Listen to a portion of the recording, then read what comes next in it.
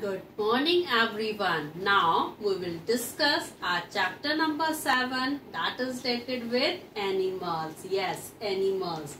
Animals are present all around us. Plants and animals both are the important components of our ecosystem. They maintain the balance of our ecosystem. So now we will discuss about animals. And we can divide the animals into two categories. Yes, we can categorize the animals into two categories on the basis of the presence of backbone in their body. Yes. So animals can be divided into two categories, that are vertebrates and invertebrates. Vertebrates are those animals which have backbone or vertebral column in their body.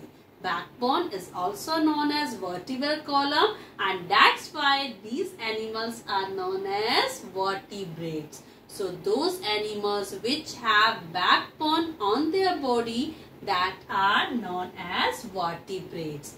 And those animals which do not have backbone in their body, that are invertebrates. Like ants are there, butterflies, insects, cockroaches. They are in the category of invertebrates, in which backbone is absent. Now we are talking about the vertebrates. So vertebrates are further divided into 5 categories. Yes, how many categories? 5. Vertebrates are further divided into 5 categories: fish, amphibians, birds, reptiles and mammals. So now we will discuss one by one.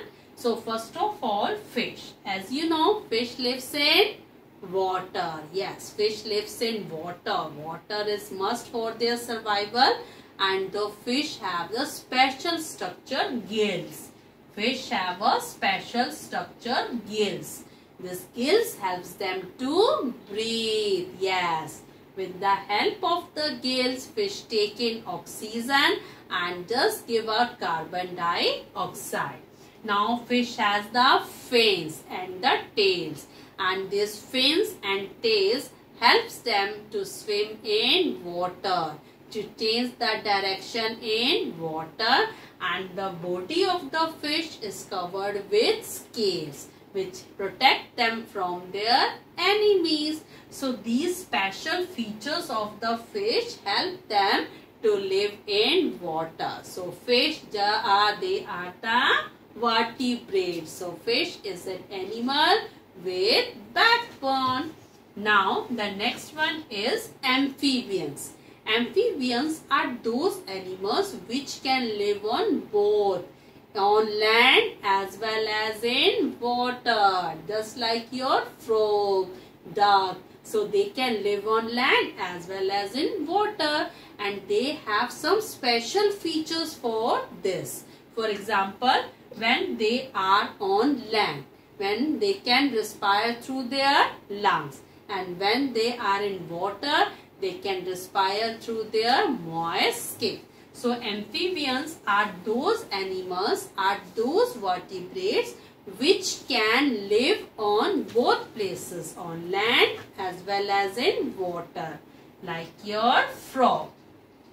Now the next category of vertebrates are birds. Yes, birds. Birds can fly. Yes, they can fly with the help of their wings and feathers, and their body weight is light. Yes, they have the light weight. And do you know, the birds as well as fish, they have some special shape of their body, and this special shape of their body is known as streamline. So they have the streamlined shape, they have the light body. Birds have the hollow bones so that they can easily fly. And do you know, there are some birds also which can't fly, that are also known as flightless birds. like your penguin. So there are different birds and they have adaptive features, and they are in which category? Yes, vertebrates. Now the next one is reptiles. So reptiles again, like your lizards, snakes, these are the reptiles. These have the scaly skin. These have the dry skin, which help them to survive into their atmosphere. And the last one is your mammals. The last category of your vertebrates are mammals, which are the most important one, because mammals are those animals which give birth to their babies. Yes, and which feed their babies with their own milk, and they have hair on their body and which help them to survive into their environment, like dog, cat, human beings. So on the basis of their presence of the backbone, we can divide the animals into two categories, vertebrates as well as invertebrates. Vertebrates are further divided into 5 categories: fish, amphibians, birds, reptiles and mammals. And invertebrates like the butterflies, mosquitoes, they don't have backbone.